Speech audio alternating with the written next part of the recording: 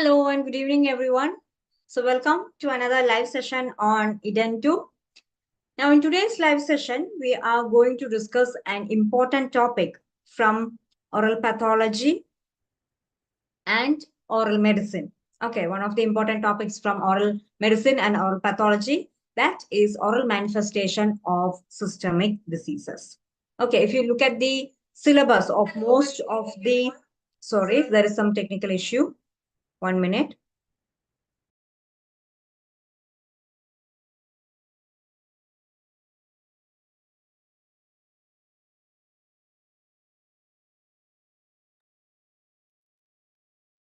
Okay, so as I was saying, if you look at the syllabus of most of the PSC assistant dental surgeon exams, this oral manifestation of systemic diseases is an important topic that is included in oral pathology and oral medicine.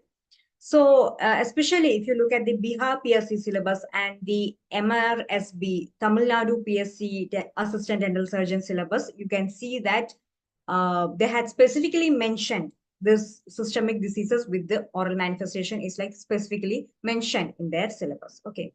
So in today's session, we'll be mainly discussing some of the important systemic diseases and their oral manifestations. Okay, so before going into the session, let me introduce myself. I am Dr. Nivedita Tamban, and I'm an oral pathologist and co-academic director of EDEN2. So it is usually said that face is the index of the mind, right? Like whatever we think in the mind, it can be read with the help of micro expressions in the face. Okay. So similarly, mouth is the index of the human body. Any systemic diseases or any systemic disease that is present in the human body will be usually reflected or mirrored in the oral cavity.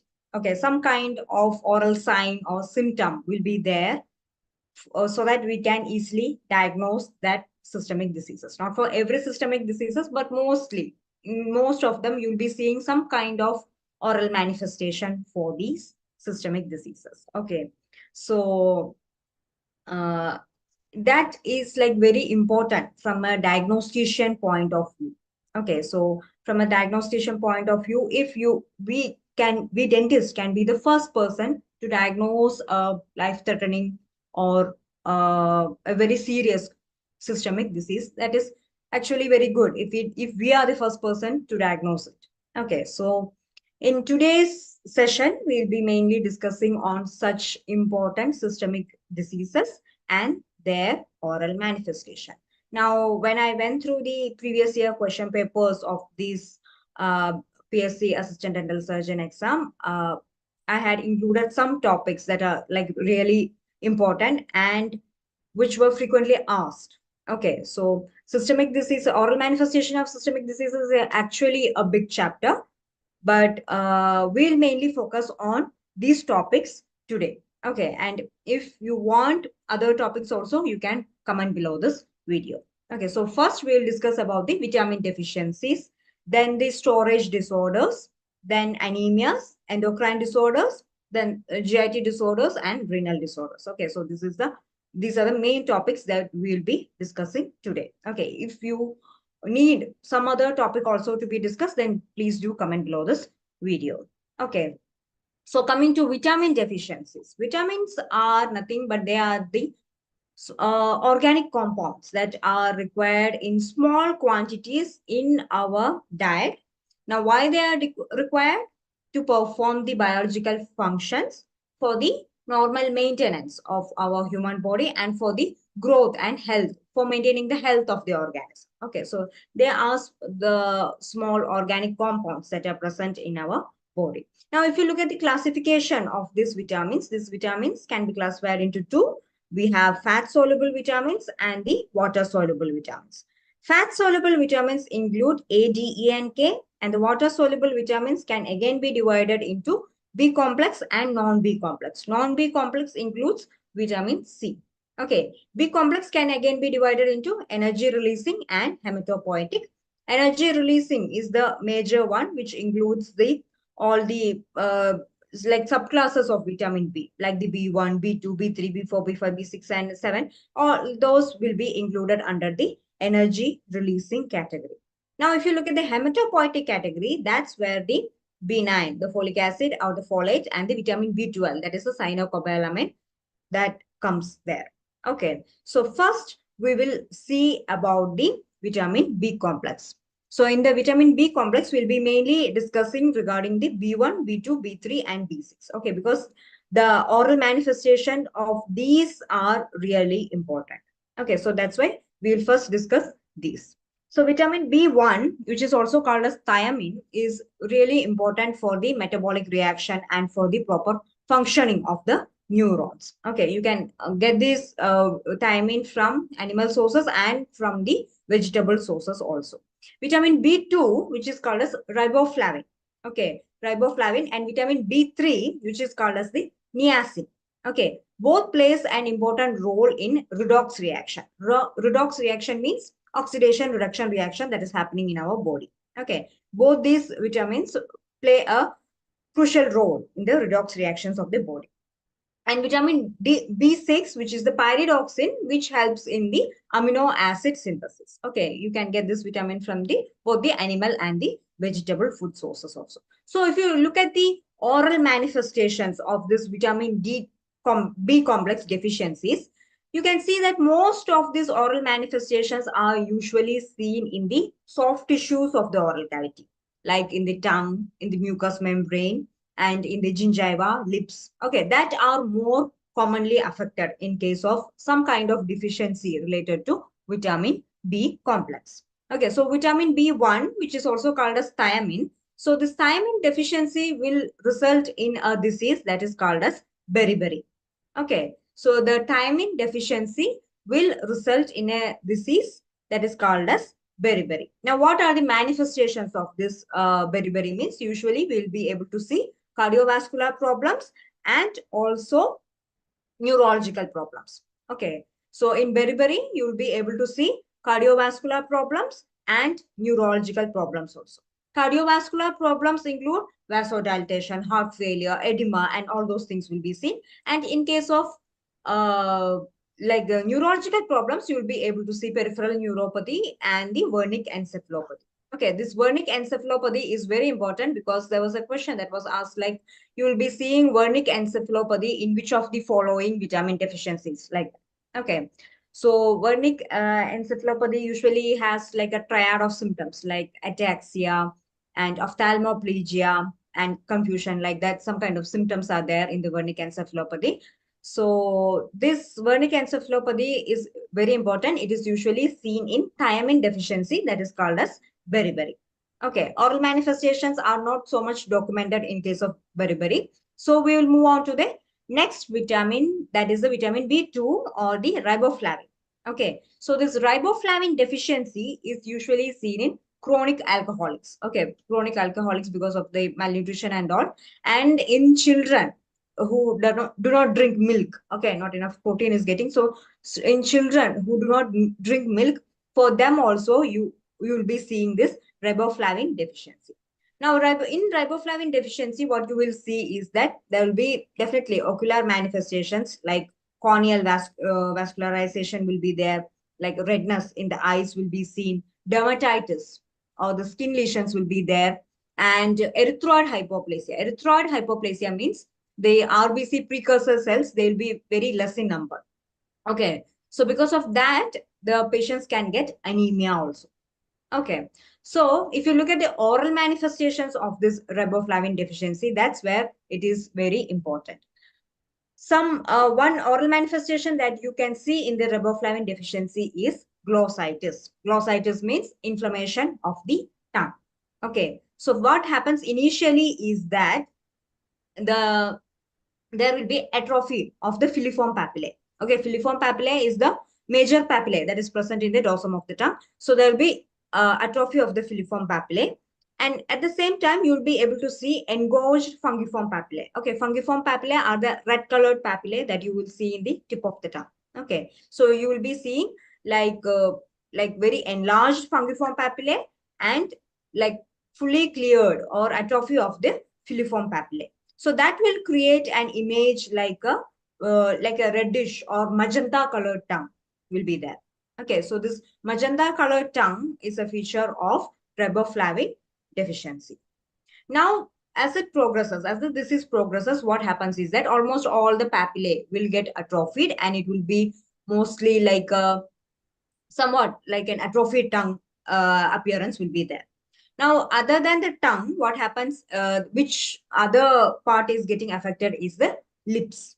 Okay, the lips, what happens to lips is there will be pale lips, pale coloration of the lips, and there will be like a angular cheilitis that will be happening at the angle of the mouth. Okay, so chelosis and fissuring at the angle of the mouth is commonly seen. Okay, so in riboflavin deficiency, mainly two parts are affected. One is tongue and the other one is lip. In the tongue, you will be able to see the magenta colored tongue, and the lip area, you will be able to see the angular cheilitis. Okay, so remember this for riboflavin deficiency. Next is niacin deficiency or the vitamin B3 deficiency. So this niacin deficiency is also called as pellagra. Okay, so this pellagra is characterized by 4Ds. Okay, so if you want to know the like the clinical features or the general features of this pellagra, then remember these 4Ds.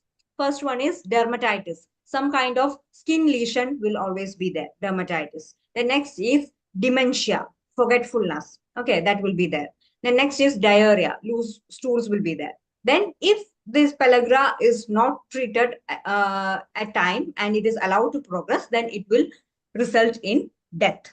Okay, so these are the 4Ds of pellagra or niacin deficiency. Okay, dermatitis means usually the skin will be dry and scaly in nature, and especially in the sun exposed skin, that will be usually dry and like hyperpigmented in nature.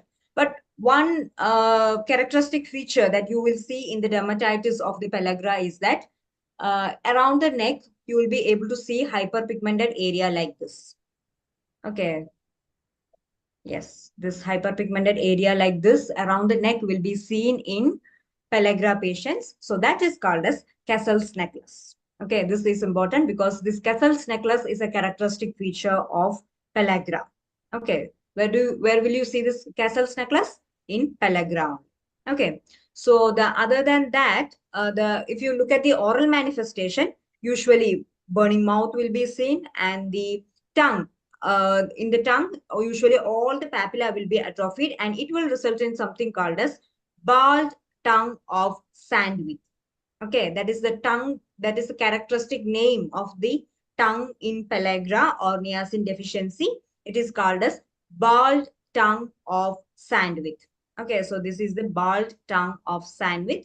And other than that, the gingiva can also be affected, resulting in ulcerative gingivitis or ulcerative periodontitis. Some kind of necrotizing ulcerative lesions can also be seen in pellagra. Okay, so burning mouth with the like lots of salivation and bald tongue of sandwich and necrotizing lesions are all features of pellagra. Now, this pellagra like stomatitis, that is the pellagra that is called as pellagra stomatitis. Okay, so these features, okay, these features that are seen in pellagra can also be seen in vitamin B6 deficiency also, that is the pyridoxine deficiency also. These kind of oral manifestations can be seen. Okay, so vitamin B3 and B6. Some similar pellagrous stomatitis can be seen. Next is vitamin C. Okay, so this vitamin C is another vitamin which shows like a lots of oral manifestations. So if you look at the functions of this vitamin C, you will be able to see this vitamin C mainly helps in the collagen formation, in the bone, and in the iron and hemoglobin metabolism, and it is also acting as an antioxidant also. So this deficiency of this vitamin C, it is called as scurvy. Okay, so it is called as scurvy. And the oral manifestations, if you look at it,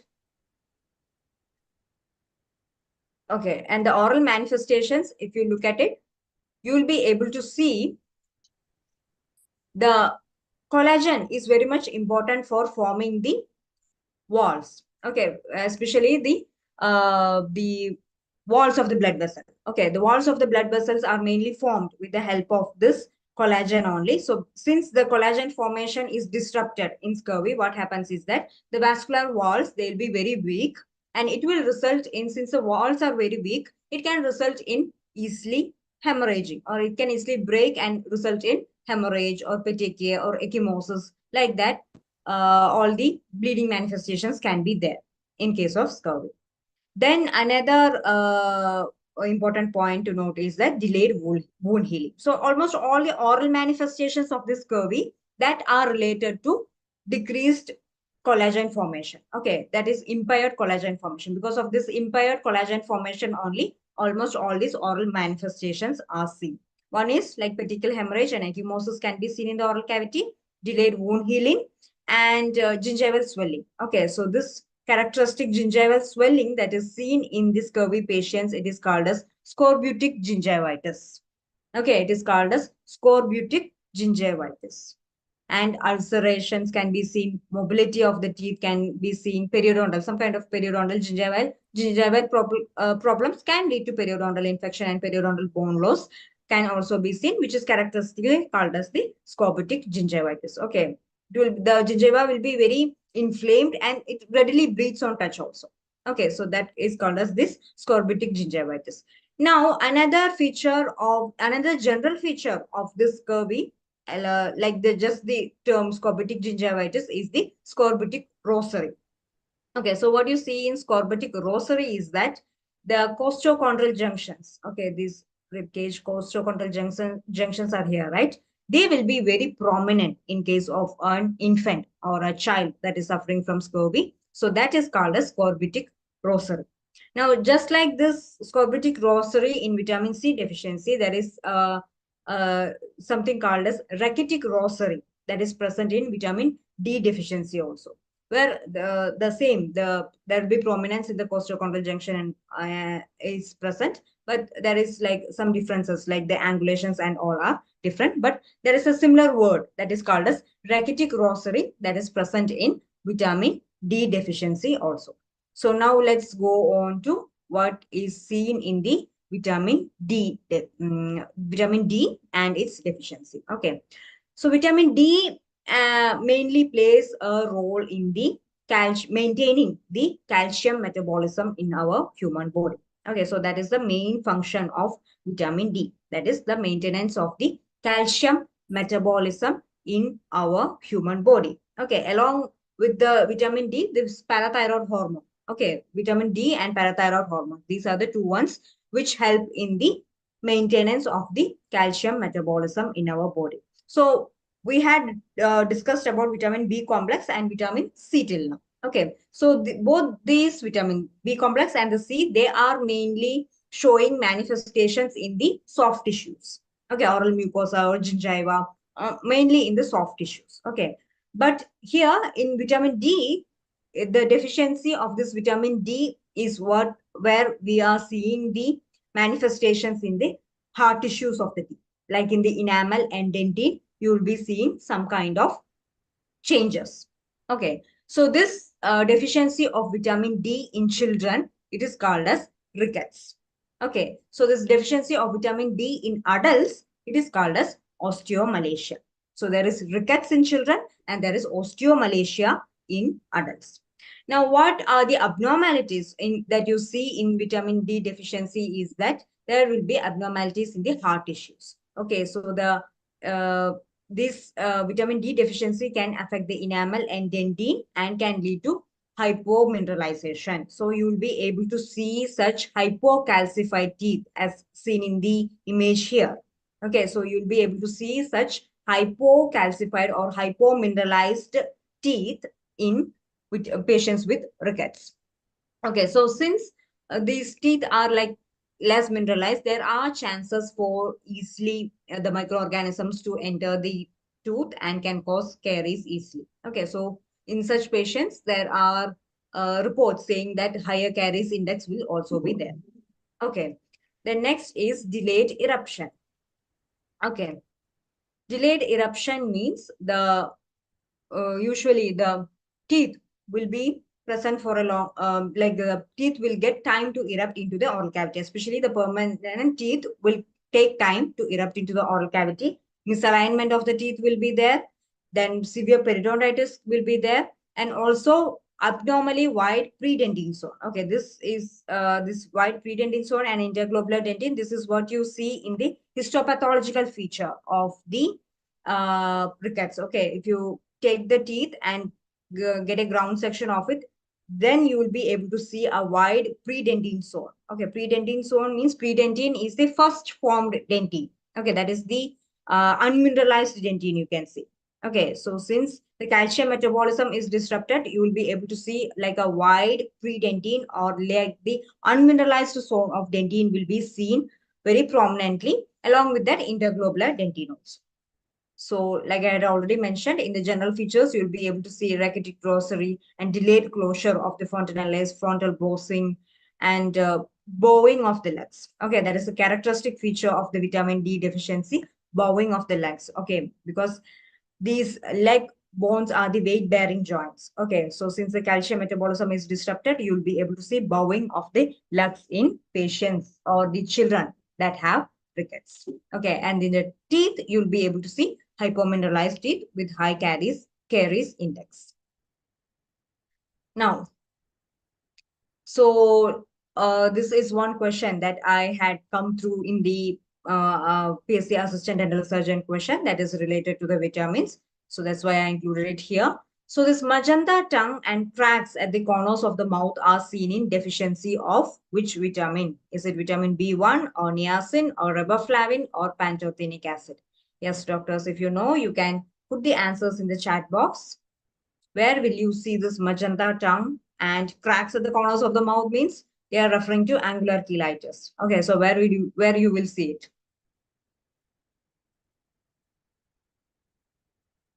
Any answers, doctors?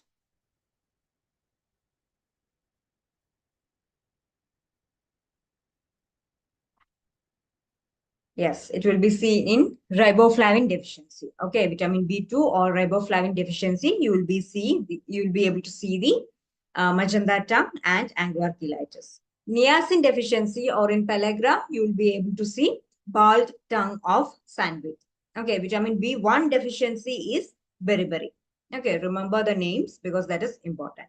Now, in some patients who suffer from this rickets, okay, vitamin D deficient rickets, in some patients, when the doctors when they gave the dose of vitamin D for such patients, there is no response from those patients to these doses, to the therapeutic doses of vitamin D. Okay, so such cases, they had grouped it under something called as vitamin D resistant rickets. Okay, so usually what is the treatment modality for rickets or osteomalacia is we'll give the vitamin D supplements. Okay, but there are some specific cases where the patients does not respond to these vitamin D supplements. Okay, so such cases are included under this vitamin D resistant rickets. Okay, so this vitamin D resistant rickets is also called as hereditary hypophosphatemia, and it is also called as familial hypophosphatemic rickets. Okay, it is usually considered as a genetic disorder. Okay, it is a genetic disorder that is caused due to mutation in a zinc metalloproteinase gene. Now, which gene is getting mutated?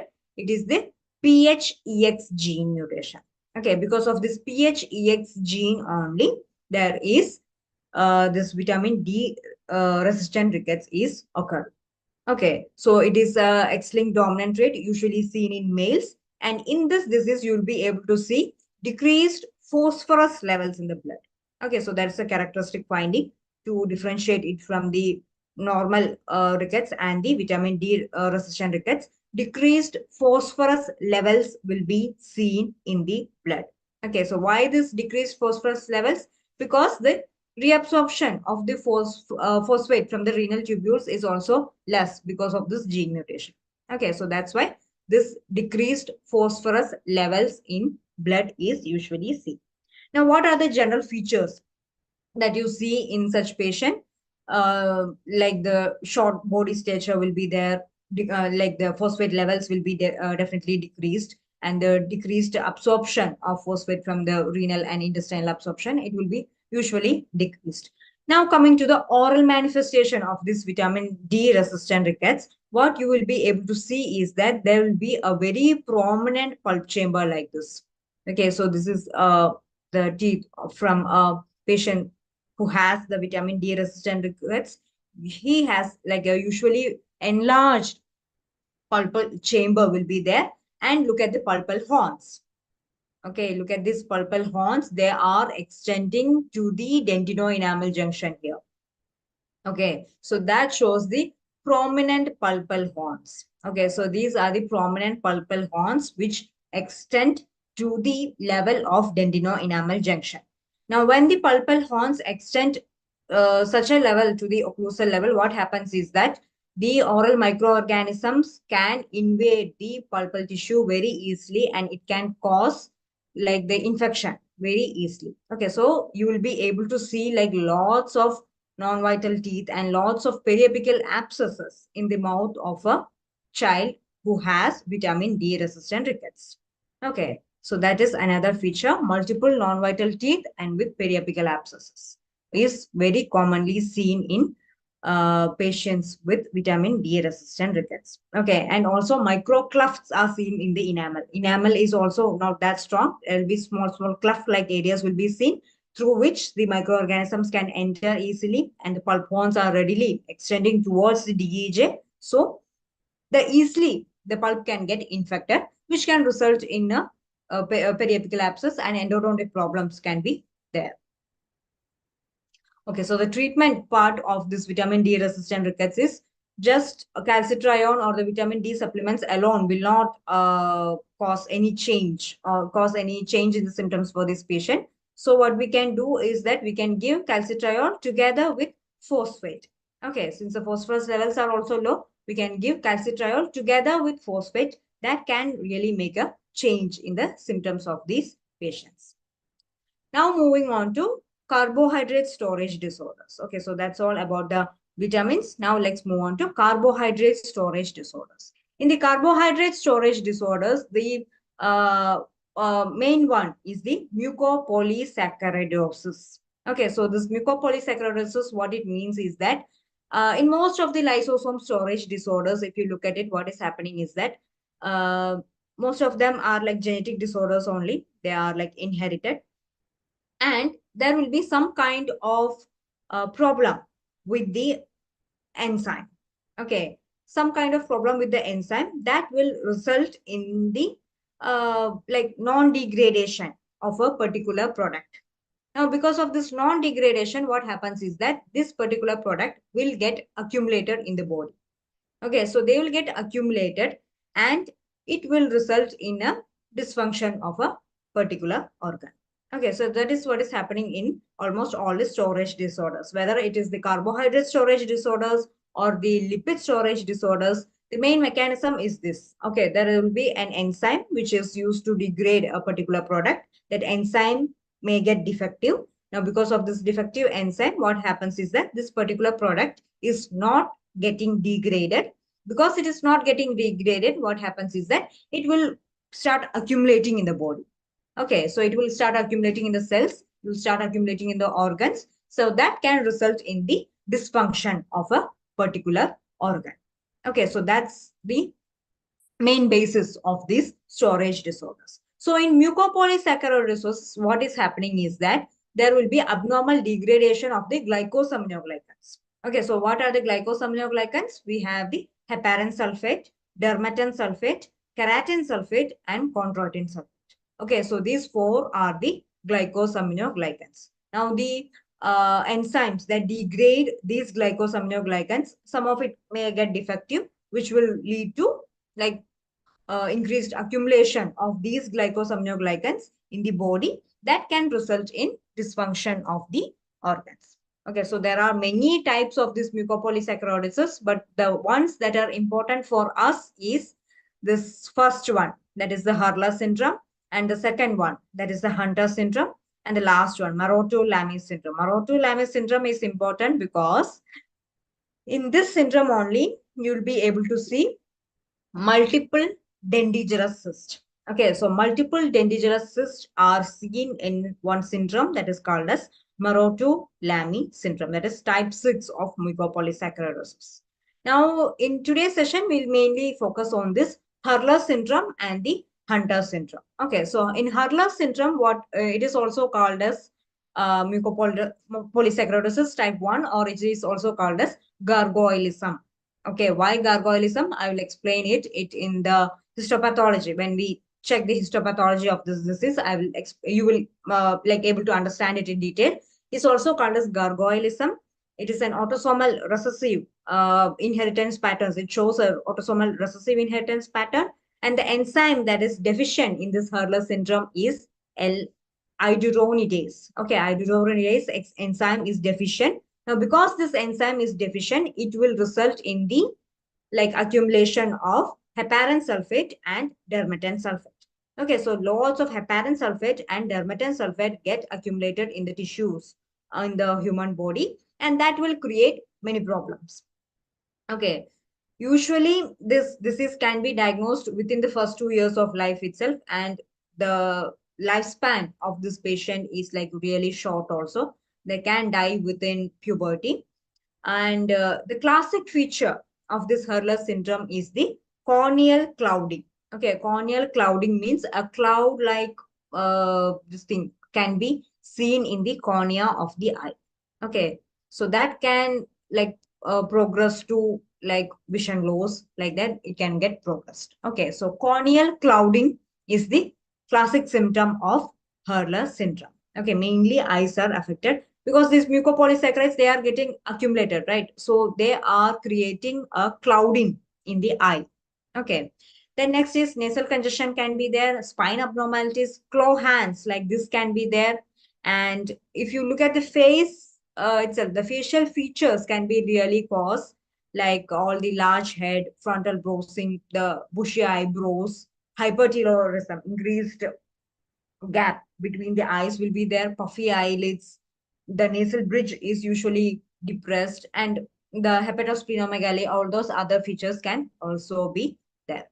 Now, the oral manifestations. Oral manifestations, if you look at it, the patients usually have a very broad mandible with a wide intergonial distance. Okay, so this is the gonian. The intergonial distance will be very wide, and the bone, if you look at the radiographic features, there will be bone destruction in the jaws, and the dental follicles, they will be usually hyperplastic in nature with a very prominent radiolucency in the unerupted teeth. Okay, so in the unerupted teeth, you'll be able to see a very prominent radiolucency above them. Okay, so that is called as this hyperplastic dental follicles. That is mainly due to this accumulation of this mucopolysaccharide. And the tooth abnormalities, microdontia, small teeth will be there, and because of the small teeth, definitely you can expect spacing also, and the shape will not be like the normal ones. Gingival hyperplasia can be there, and macroglossia. Okay, enlarged tongue can also be seen. Now, if you take a tissue from this patient and you look at it under the microscope, you will be able to see some special cells in this Hurler syndrome, which is called as the Hurler cells or the gargoyle cells. Okay, so what are these Hurler cells or gargoyle cells means? Usually, the fibroblast in a normal human body is spindle shaped. Okay, but in this Hurler syndrome, how you will be able to see the fibroblast is that they will be very enlarged, and they also has like abnormal deposits like this inside them. Okay, so that will make it very enlarged in nature.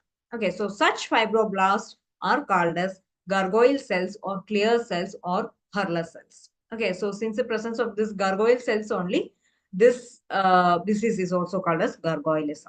Okay. Now, another finding that you will be seeing in the peripheral blood smear is the Rayleigh bodies. Okay. So, Rayleigh bodies means if you look at the lymphocytes or neutrophils or not neutrophils, lymphocytes or any other monocytes like that, you will be able to see like granules like this. This bluish granules like this will be seen in the cytoplasm of these lymphocytes. Okay. So, that are called as Rayleigh bodies. Okay, so these are also like features that are seen in the Hurler syndrome. One is a gargoyle cell or Hurler cell, that is a characteristic feature. And in the peripheral blood smear, you will be also be able to see Rayleigh bodies in the lymphocytes. Okay. Next is Hunter syndrome, that is mucopolysaccharidosis type 2. Okay, Hurler and Hunter, please do not get confused. Both are different ones only. But some of the oral manifestations are similar only, like the intellectual, like the all the facial features and this thing, like the oral manifestations, like the prominent hyperplastic follicles in unerupted teeth. Okay, so such findings are similar for both the Hunter and the Hurler syndrome. The enzyme, the mode of inheritance, and the other things are really different. This is the enzyme deficiency is iduronate 2 sulfatase, and the substrate stored is similar only, heparin sulfate and amatan sulfate only. Usually diagnosed within 1 to 2 years of age. And one major difference is that there is no corneal clouding in Hunter syndrome. Okay, in Hurler syndrome, the classic feature itself is the corneal clouding, but in the Hunter syndrome, there is no corneal clouding. Okay, so how you can remember it is like, just remember that the Hunter needs to see clearly. Okay, so there will be no corneal clouding. Okay, so that is one way to differentiate between the Hunter and the Hurler syndrome. Now, this is another question. Which of the following is true regarding Hurler syndrome? Rayleigh bodies are seen or abnormal deposits are seen in fibroblast. Corneal clouding is seen and all of the above. Remember, they had asked about Hurler syndrome. In Hurler syndrome, Rayleigh bodies, yes, in the peripheral blood smear, we were able to see the Rayleigh bodies. Abnormal deposits seen in fibroblast, yes, that are called as these abnormal deposits will result in enlargement of the fibroblast, and that are called as the gargoyle cells or clear cells or Hurler cells. Okay. Corneal clouding, yes, that is a characteristic feature of Hurler syndrome. Okay, so all of the above are true regarding the Hurler syndrome. Okay, always read the question like once or twice and understand it, and then only choose the answer. Okay, a little bit time, if it is taking, that's okay, no problem. Always read it carefully, read the options carefully, and then choose the right answer. Now, next is the gastrointestinal disorders. Okay, so let's have a look at the gastrointestinal disorder. The first one is Crohn's disease. Okay, so this Crohn's disease is also called as regional ileitis or regional enteritis. Okay, so what is happening in this Crohn's disease is that it is an immunologically mediated inflammatory disease. Okay, it is kind of an some kind of an inflammation is happening, and the immune mediated disease, that is because of some unknown cause or because of like thing, what is happening is that this is how a normal intestine will looks like. But in Crohn's disease, what is happening is that there will be like fat is getting wrapped around the intestine. Okay. So the fat is getting wrapped around the intestine. It is creating fissures and it is creating thickened. The walls are getting thickened and it will create a cobblestone like intestinal surface like this.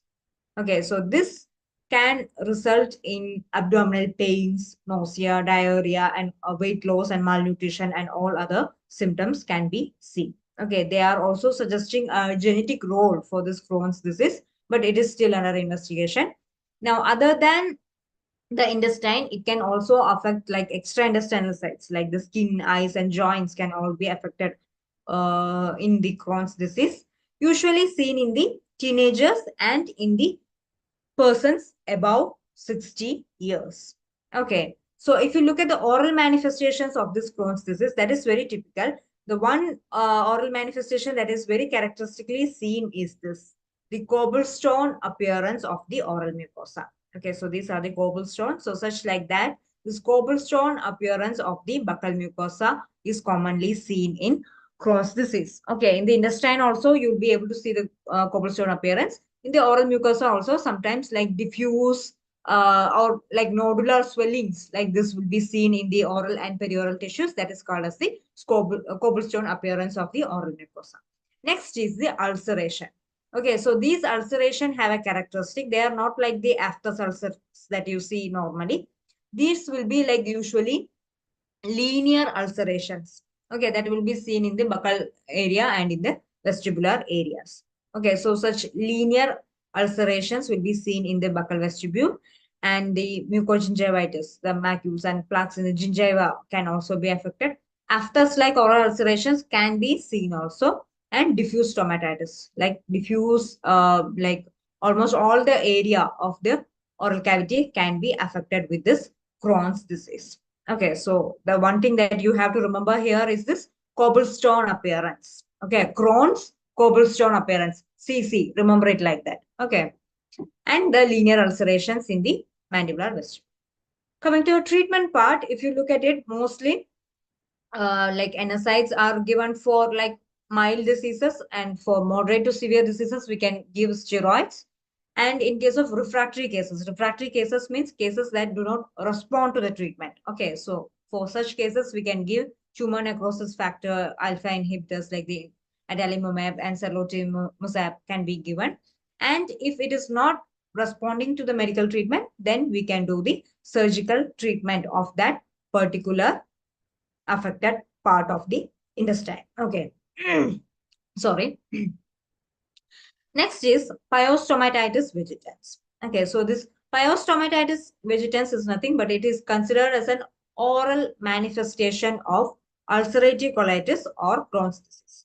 So Crohn's disease, we had already had a look. The ulcerative colitis is like similar to the Crohn's disease, where you'll be seeing like proper ulcerations in the intestine. Okay. So there is something called as pyodermatitis vegetans also, that is the skin lesions. But here we are mainly discussing the pyostomatitis vegetans. Okay, so the pyostomatitis vegetans, it is considered as an oral manifestation of or ulcerative colitis or this Crohn's disease. And what you will be able to see is that yellowish, elevated, linear, serpentine pustules like this will be seen. Okay, so these kind of ulcers, they are called as snail track ulcerations. Okay, so these ulcerations, they are called as snail track ulcerations. Okay, they are most commonly seen in the buccal and labial mucosa, the soft palate, and in the ventral surface of the tongue also. They can cause pain also. Okay, so where else you will be able to see such snail track ulcers other than this pyostomatitis vegetans? Do you know like where else you'll be able to see the snail track ulcerations? It is seen in a infectious disease. Any answers? Yes, doctors, if you know the answer, you can put it in the chat box. Where else you will be able to see such snail track ulcers?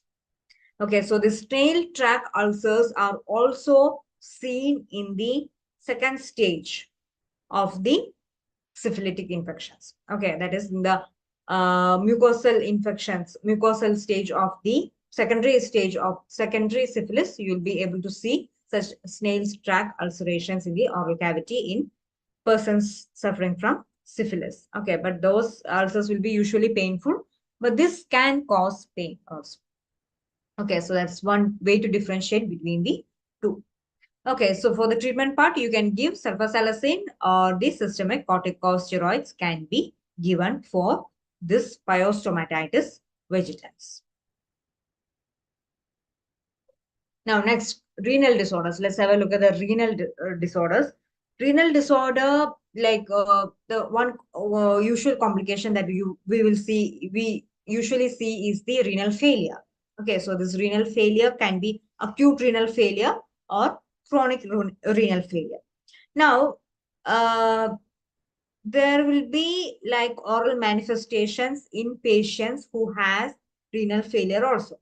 Okay, so one such oral manifestation of a renal failure is uremic stomatitis. Okay, so let's see why this uremic stomatitis is happening in case of like acute or chronic renal failure. Okay, mainly the persons who has like acute renal failure, what happens is that their urea and the nitrogenous waste in the bloodstream will definitely get elevated. Okay, since the kidneys are not working, definitely the urea and the nitrogenous waste get elevated. Okay, now when these levels get elevated, what happens is that some part of urea may also be secreted in the saliva also. Okay, so some urea can be secreted in the saliva also. Now, in our oral cavity, we have our normal oral commensals. Okay, we have like so many normal bacteria that are residing in the oral cavity that are commonly seen. So these bacteria, they have the capacity to produce an enzyme that is called as the urease. Okay, so when urea is secreted in the saliva, these urease enzyme that is secreted from this normal commensal of our oral cavity, what it does is that this urease will go and act on this urea and it will break down that urea. Okay, so when the urea is broken down, what happens is that nitrogen or the ammonia is getting released. Now, this ammonia is what is causing this uremic stomatitis. Okay, it has the capability to go and produce such lesions in the oral cavity. So that's why this uremic stomatitis is happening. Okay, mostly seen in acute renal failure patients and the onset will be very abrupt. You will be able to see white plaques on the buccal mucosa or the tongue or the floor of the mouth like this. Okay, so these white plaques, they actually resemble like leukoplakia. Okay, but they are not leukoplakia. This is like a feature of uremic stomatitis only. Okay, leukoplakia like lesions can be seen in the oral cavity. The other symptoms will be like unpleasant taste or the pain and burning sensation where the plaque is there will be commonly seen. And one more thing that you can look for is the ammonia breath. Okay, so while breathing itself, you'll be able to like know the smell of the ammonia in the breath of the patient. Okay, then you can suspect this uremic stomatitis. Okay, usually this white plaque, it clears after the dialysis within like 2 to 3 weeks. It usually gets cleared. For the symptomatic relief, you can use the hydrogen peroxide mouth rinse. And if it is causing pain or like burning sensation, then you can use the topical anesthetics also, like the lignocaine or lidocaine can be used. And sometimes what happens is that these plaques in this uremic stomatitis, they can get so thickened and after some time these plaques can get dislodged and it can cause obstruction in the airway, and there have been reports that the patient had died actually due to this white plaques in this uremic stomatitis. Okay, so it may look like a harmless lesion, but it is actually like a life-threatening lesion only. Okay, so there have been cases reported like that also. Now, next we are moving on to anemias. Okay, so anemia, instead of just discussing iron deficiency anemia alone, we'll discuss Plummer-Vinson syndrome. Okay, so this Plummer-Vinson syndrome is also called as Patterson-Kelly syndrome or sideropenic dysphagia. Okay, so what is this Plummer-Vinson syndrome means? You will be able to see a triad of symptoms. First is iron deficiency anemia. Okay, iron deficiency anemia, you will be able to see glossitis, inflammation of the tongue. Okay, that is the glossitis, and dysphagia. Dysphagia means difficulty while swallowing food. Okay, so that is called as dysphagia. Okay, so these are the three classical symptoms of Plummer-Vinson syndrome or the Patterson-Kelly syndrome. Okay, so in the iron deficiency anemia itself, you'll be able to see a bald tongue like this. Okay, complete diffuse atrophy of the all the papillas will be seen, which will result in a bald tongue like this, and then angular cheilitis. Okay, angular cheilitis, just like we had seen in the vitamin deficiency, there will be angular cheilitis in the Plummer-Vinson syndrome also. Then next is the koilonychia. Koilonychia means spoon-shaped nails. Okay, so spoon-shaped nails like this will be seen in patients with Plummer-Vinson syndrome and also within the iron deficiency syndrome. Okay, and the other symptoms of anemia will be seen like the lethargy, like the weakness, and all other symptoms can also be seen. And one symptoms that the patient usually tell is the dysphagia, that is difficulty while swallowing the food. Okay, so when you do, for such patients, if you do an endoscopy, you will be able to see like abnormal bands of tissue like this. Okay, you see here, yes, this is the abnormal bands of tissue like this. We'll be able to see in the esophagus that are called as esophageal webs. Okay, so these esophageal webs are what is causing this dysphagia in such patients. Okay, so such patients are actually prone for malignancies. Okay, either oral squamous cell carcinomas or like esophageal carcinomas. These patients are actually prone for some kind of malignancies. Okay, so that's why it is also it is considered as a potentially malignant disorder. Okay, so this is about Plummer-Vinson syndrome. The next we'll have a look at the pernicious anemia. Okay, pernicious anemia is a type of megaloblastic anemia that is caused due to poor absorption of the vitamin B12 or the cobalamin. Okay, so what is actually happening in pernicious anemia? I'll tell you. Some kind of autoimmune destruction of the parietal cells in the stomachs are happening. Okay, so in the stomach, there are some special cells that are called as the parietal cells. Okay, so these parietal cells are getting killed, and because these cells in the stomach, that is the parietal cells, are getting killed, what happens is that there will be no production of intrinsic factor. Okay, since the intrinsic factor is not produced, it will lead to decreased absorption of the extrinsic factor, that is the vitamin B12. Okay, so only if this intrinsic factor is there, then only it can absorb the vitamin B12. Okay, so since the intrinsic factor is not there, this vitamin B12 absorption will not happen.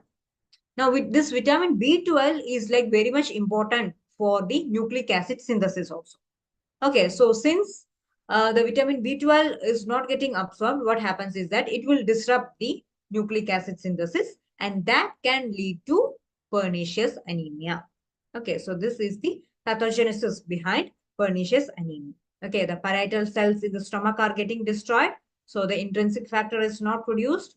So we cannot like absorb the vitamin B12. That will lead to disruption of the nucleic acid synthesis, that can lead to pernicious anemia. Okay, so all the general features of anemia like the fatigue, weakness, shortness of breath, headache, paresthesia, tingling, numbness of the extremities, like all those things will be seen. And psychiatric symptoms and difficulty in walking can also be seen in extreme cases. If you look at the oral manifestation, this tongue in the pernicious anemia, it is called as Hunter's glossitis or Moller's glossitis. Okay, what you will see in the tongue is that there will be focal patchy areas of erythema. Okay, so you see here redness here, redness here, redness here, redness here, redness here. Yes, these are the focal patchy areas of erythema. It's not like the complete tongue is red. No, only in some parts it's getting red color. Okay, so that will create an appearance like Hunter's glossitis or Moller's glossitis, and burning sensation not only in the tongue but in the lips, buccal mucosa can also be seen. Okay, so remember the names of the tongues. Okay, there are like so many tongues like magenta tongue, Hunter's glossitis, ball tongue of sandwich, and there is something called as strawberry tongue, white strawberry tongue, red strawberry tongue. Please read where you will see all these things. Okay, this is very important. All the appearances of the tongue are really important. Now, how to diagnose this pernicious anemia is that with blood smear. Okay, just with the peripheral blood smear, you'll be able to see like big round RBCs like this. They give the appearance of a megaloblastic anemia, and there is a test called Schilling test, but Schilling test is not nowadays usually done. What we do is the serum, we will check for the serum antibodies against the intrinsic factor. Okay, that will be positive. Okay, serum antibodies against the intrinsic factor will be positive. Now, coming to the treatment of this pernicious anemia, usually intramuscular injections of the vitamin B12 given. There is like oral cobalamin therapy also, either IM injection or the oral cobalamin can be given. These patients are also at increased risk for gastric carcinoma. Okay, so the Plummer-Vinson syndrome also, the patients are potentially like there was potential risk for like squamous cell carcinoma or the esophageal cancers. And in pernicious anemia also, the patients are at increased risk for gastric carcinoma. Okay, now next coming to the most important topic, that is the endocrine disorders, the hormonal disorders. Okay, we'll be discussing mainly about the thyroid, parathyroid, and the adrenal hormones and insulin. like the diabetes mellitus. Okay, so we'll mainly discuss about this because when I looked at the previous papers, these questions from these topics were seen. Okay, so that's why I'm mainly discussing these topics in particular. But if you want to include some others also, then you please comment below this video. I will include it in the next class. Okay. So thyroid hormone disorders. So thyroid gland, it is situated in our neck region, a butterfly shaped gland that is seen in the anterior part of the neck. Yes, that is the thyroid gland. So thyroid hormone disorders can be due to decreased levels of thyroid hormone production, or you can see the increased levels of thyroid hormone production.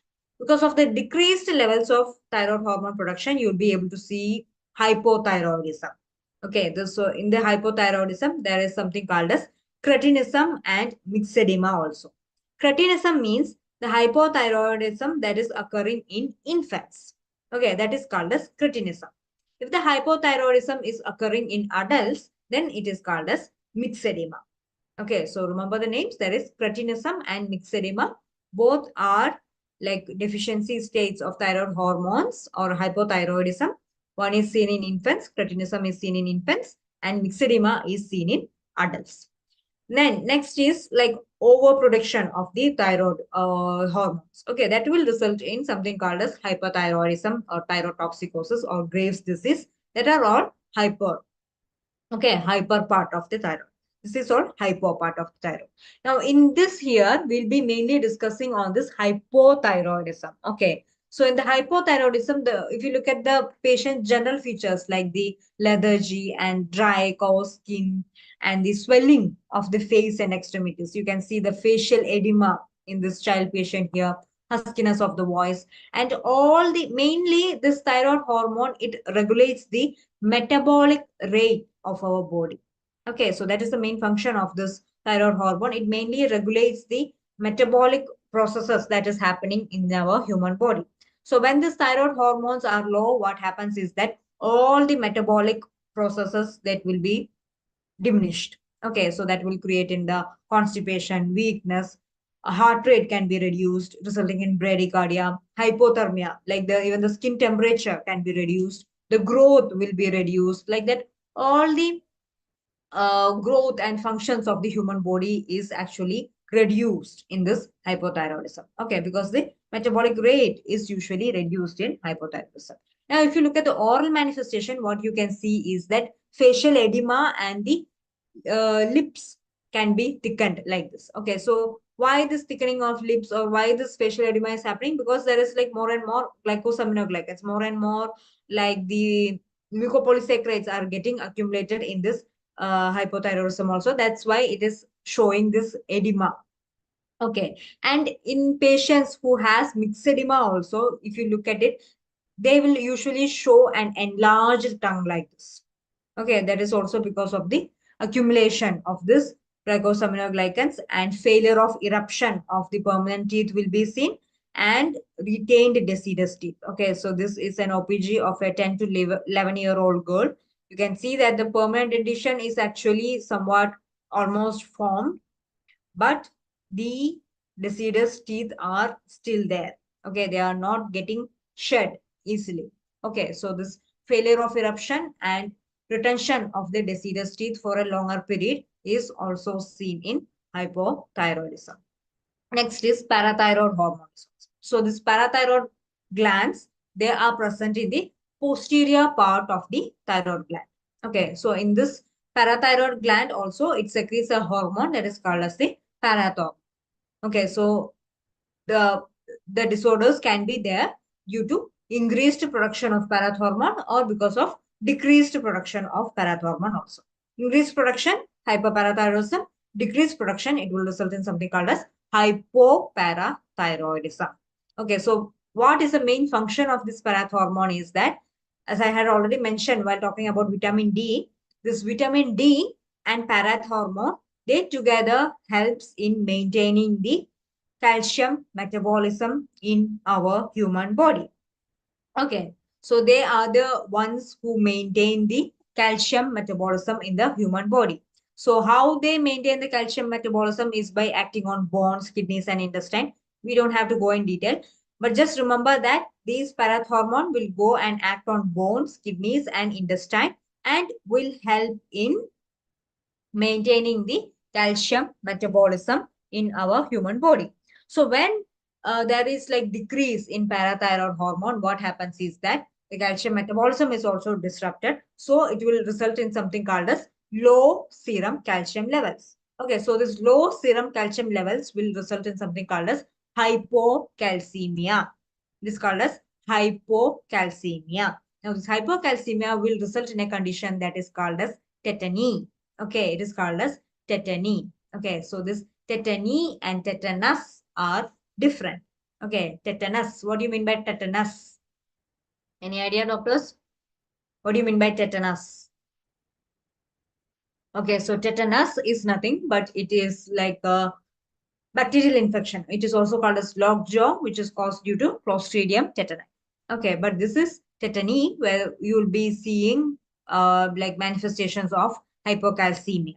Okay, so if you look at the oral manifestation, you will be able to see the eruption pattern will be disrupted. There will be very short and blunt roots, enamel hypoplasia. Okay, enamel and dentine hypoplasia like this can be seen. You see the picture here. Yes, enamel and dentine hypoplasia can be seen. Impacted teeth can be seen, partial anodontia, that is missing teeth. Some of the teeth may be missing.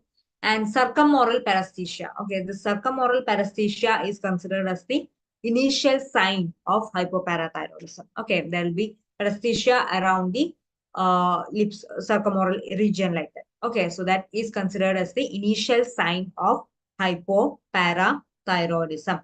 And then enamel hypoplasia and dentine hypoplasia like this can also be seen. Okay. So if you look at the hypoparathyroidism patient, you will be able to see two signs. Okay. These patients, they will show positive response to these two signs. Okay. One is the Trosu sign and another one is the Shostak sign. Okay. In these two signs, the Shostak sign is very important for us. So what do you mean by this Shostak sign is that if you tap the area just in front of the ear here, these two blue points here, okay, they are the areas to tap. Just in front of the ear pinna here or below the zygomatic process here, if the patient is suffering from hypoparathyroidism or if the patient has hypocalcemia and tetany, then what happens is that there will be twitching of the upper lip. Okay, so there will be twitching of the upper lip. Okay, that shows positiveness for Schwarzschild sign. Okay, that shows the positive Schwarzschild sign. Okay, so how can you can treat this hypoparathyroidism is usually we can give supplements of calcitriol and the calcium supplements can also be given. Now the parathormone, there is a drug that is being made that is called as a teriparatide, but it is still under the clinical trials. So not being used usually. Now next is hyperparathyroidism.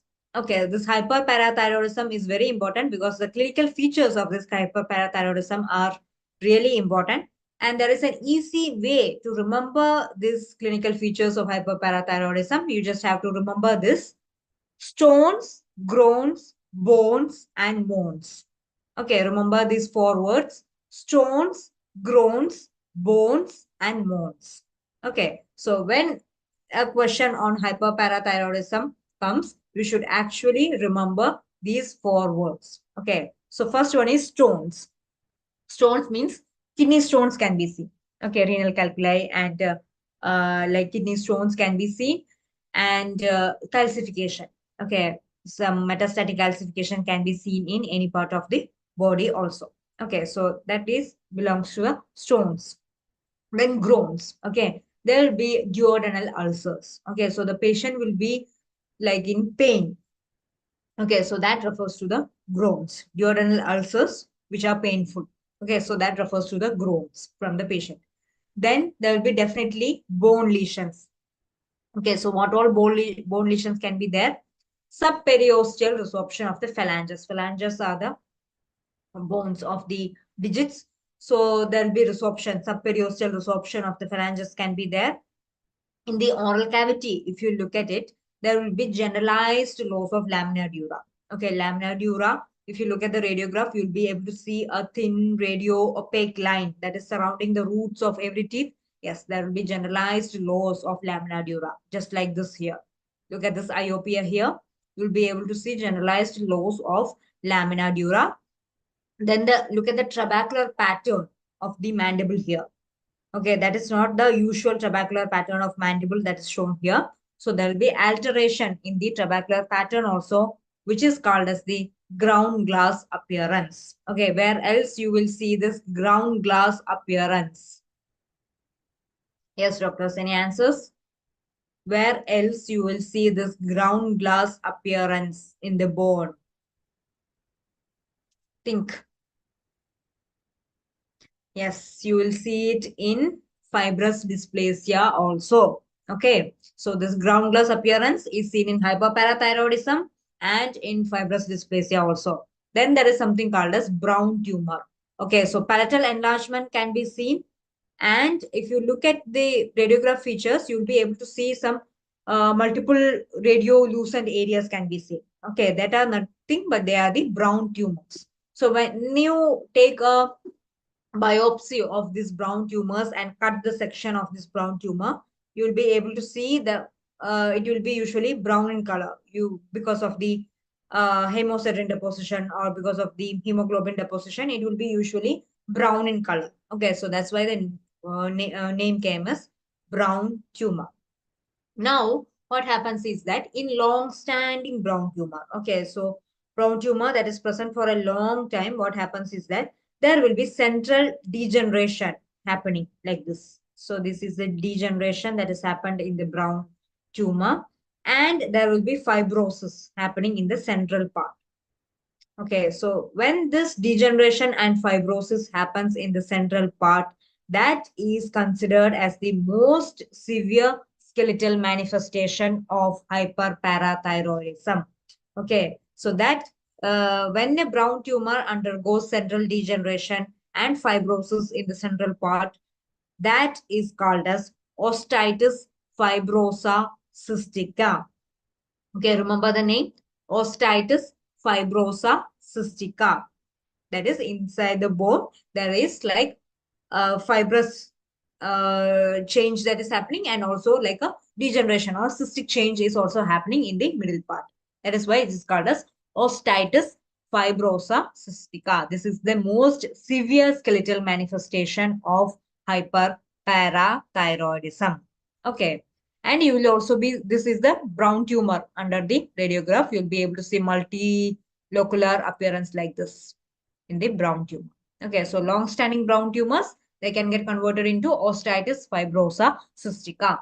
This osteitis fibrosa cystica is also called as von Recklinghausen disease of bone. Okay, so another name for this osteitis fibrosa cystica is von Recklinghausen disease of bone. Okay, now tell me, there is another lesion that is called as von Recklinghausen disease of skin. Okay, so which lesion is called as von Recklinghausen disease of skin? Yes, doctors, answers please. Any idea?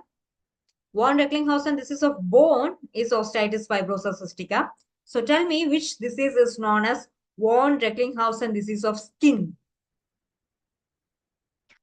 Okay, so I'll tell. The von Recklinghausen disease of skin is neurofibromatosis type 1. Okay, so both of these lesions have like similar names, but they are like entirely different pathologies. Okay, so remember the name. Von Recklinghausen disease of skin is neurofibromatosis type 1, whereas von Recklinghausen disease of bone is osteitis fibrosa cystica. So next question. The bone changes in hyperparathyroidism include, what does it include? It includes the cystic changes, it includes brown tumors, or it includes alteration in trabecular pattern, or all of the above. Yes, cystic changes. Yes, osteitis fibrosa cystica is seen. Brown tumors. Yes, common feature of hyperparathyroidism.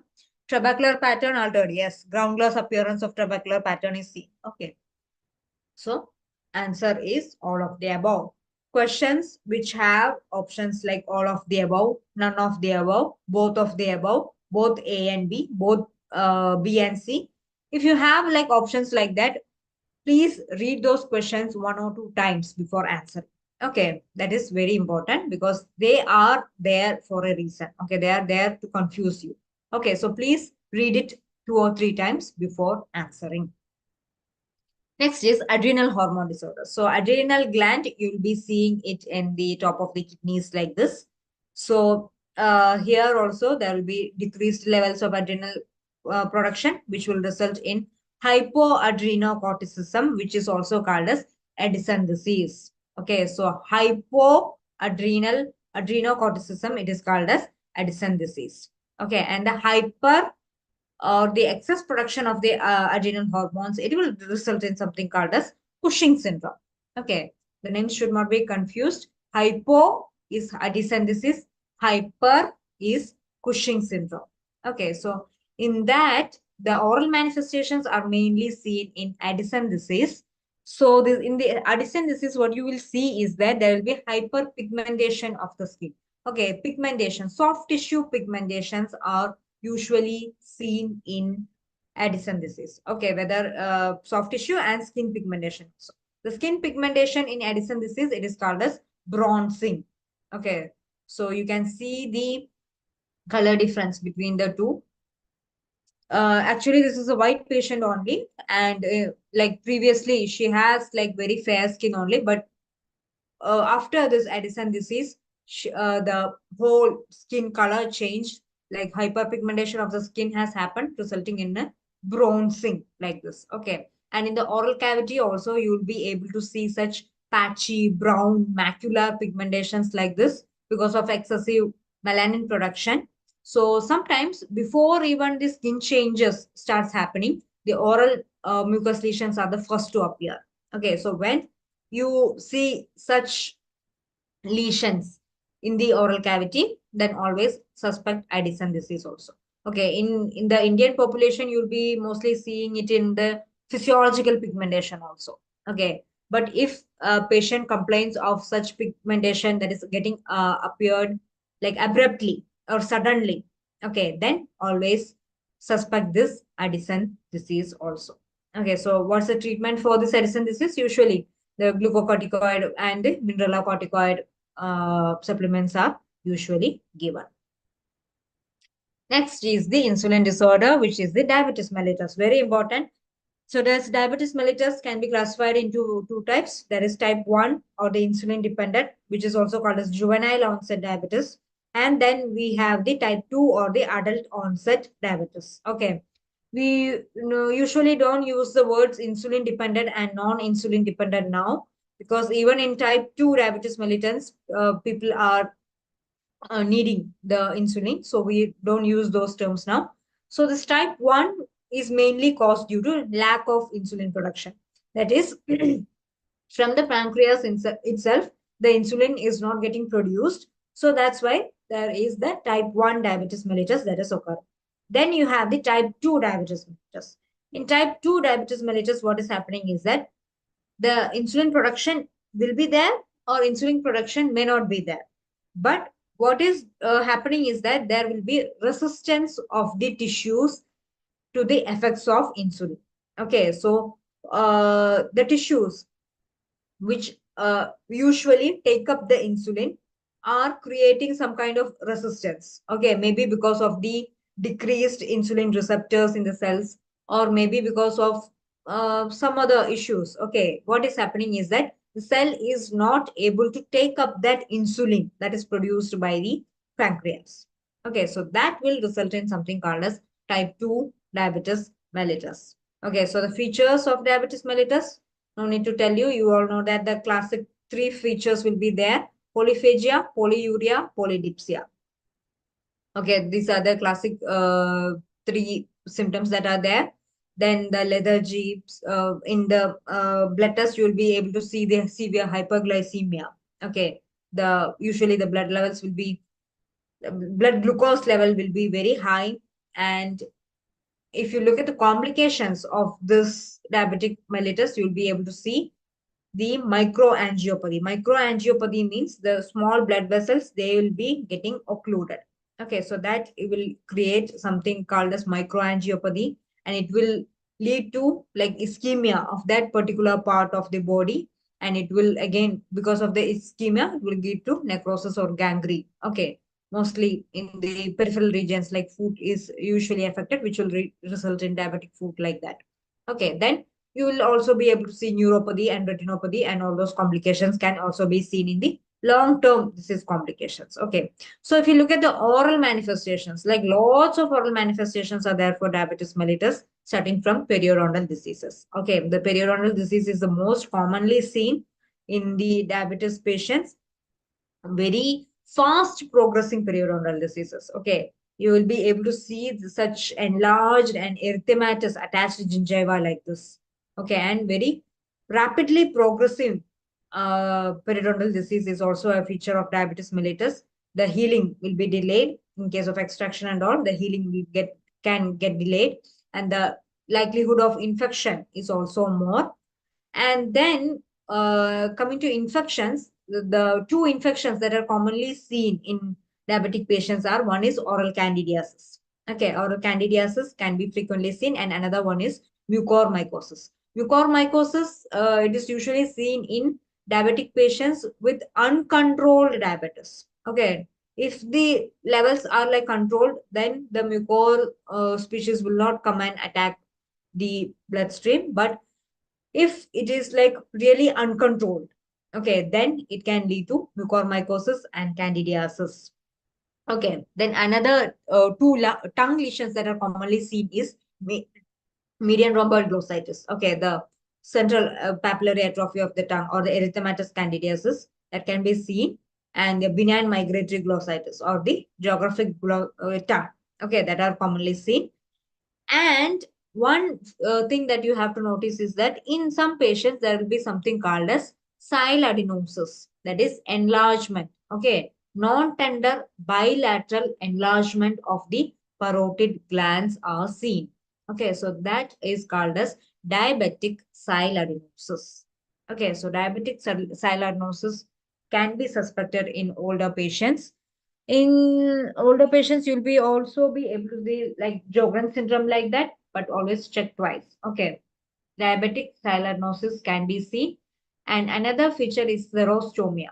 Okay, most of the patients, old age patients, who are like taking medications for the diabetes, or who are suffering from diabetes, they always complain about xerostomia, that is dry mouth. Okay, most of the times it is just a subjective subjective side from the patient. Okay, actually, when you look at the salivary flow rate, when you check the salivary flow rate of the patient, sometimes the xerostomia may not be there. Okay, but the patient always have a subjective feeling like he or she is having xerostomia or dry mouth. Okay, that is commonly like common complaint among the diabetic patients. Okay, so these are the oral manifestations of the diabetes patients. Periodontal disease, common, healing delayed, infections can happen, mainly candidiasis and the mucormycosis. Then tongue lesions, two tongue lesions can be seen, geographic tongue and the benign median rhomboid glossitis, and diabetic adenosis and xerostomia.